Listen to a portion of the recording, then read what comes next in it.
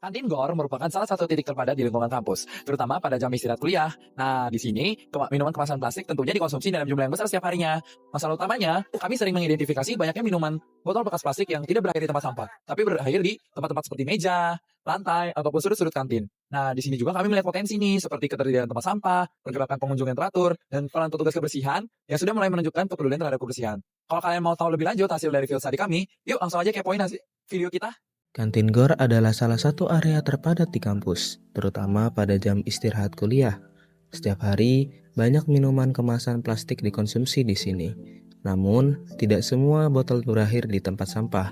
Sebagian tertinggal di meja, lantai, atau sudut-sudut kantin.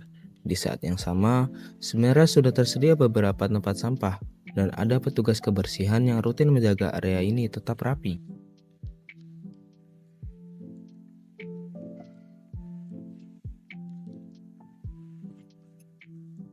Untuk memahami skalanya, kami melakukan observasi langsung dengan pendekatan deskriptif kuantitatif.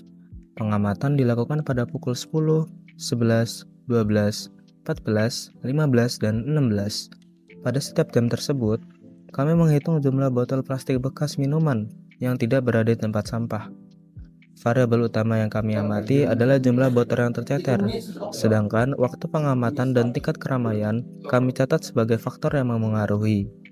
Data yang terkumpul kemudian kami olah secara deskriptif untuk melihat pola perubahan jumlah sampah seiring dengan aktivitas di kantin. Untuk melengkapi data, kami juga mewawancarai petugas kebersihan yang setiap hari berhadapan langsung dengan kondisi kantin ini.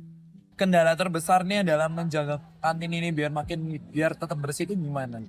Ya, kalau dari Masnya.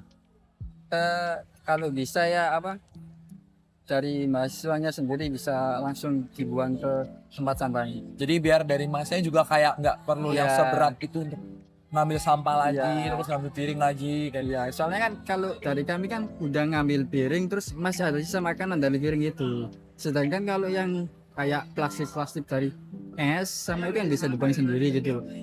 Oh ya, oke sih. Makasih banyak ya Mas.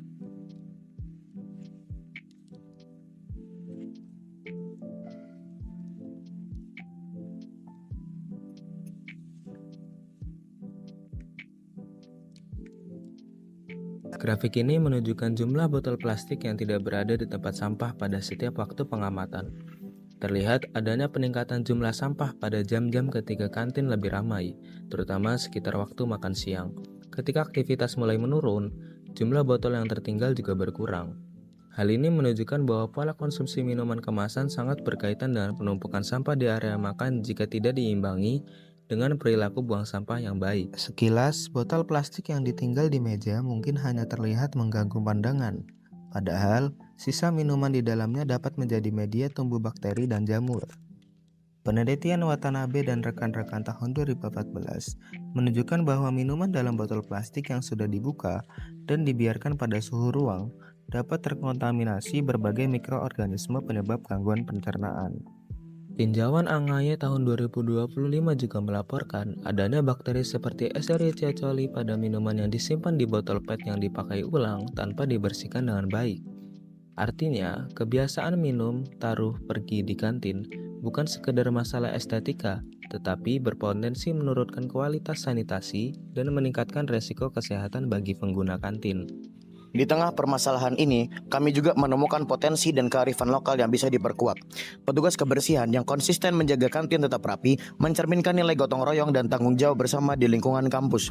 Sebagian mahasiswa juga sudah terbiasa membuang sampah pada tempatnya dan saling mengingatkan agar meja tidak ditinggalkan dalam keadaan kotor.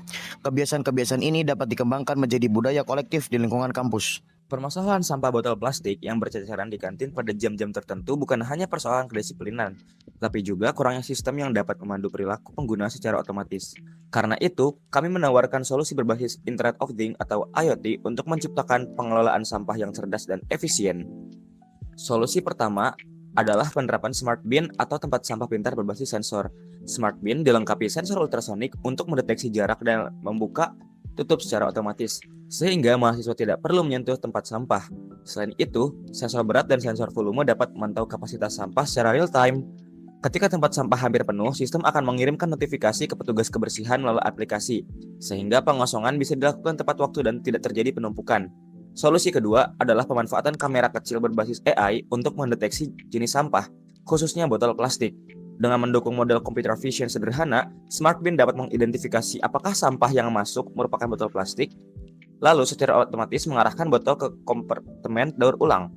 Metode ini merupakan membantu meningkatkan kualitas pemilahan sampah, sekaligus mengurangi botol yang tercecer di area kantin. Dengan pemanfaatan IoT dan digitalisasi, masalah sampah botol plastik tidak hanya ditangani secara efektif, tetapi juga secara preventif dan otomatis.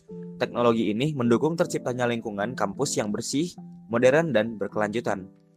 Upaya mengurangi sampah botol plastik di kantin GOR ini terutama terkait dengan tujuan pembangunan berkelanjutan nomor 12, yaitu Responsible Consumption and Production.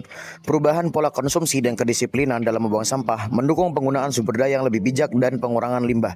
Peningkatan sanitasi di kantin juga sejalan dengan SDG 3 tentang kesehatan yang baik dan SDG 11 tentang kota dan komunitas berkelanjutan melalui terwujudnya lingkungan kampus yang lebih bersih. Dari hasil observasi, wawancara, dan analisis biologis, kami menyimpulkan bahwa permasalahan sampah botol plastik di kantin GOR dipengaruhi oleh perilaku konsumsi dan kebiasaan pengunjung dalam membuang sampah.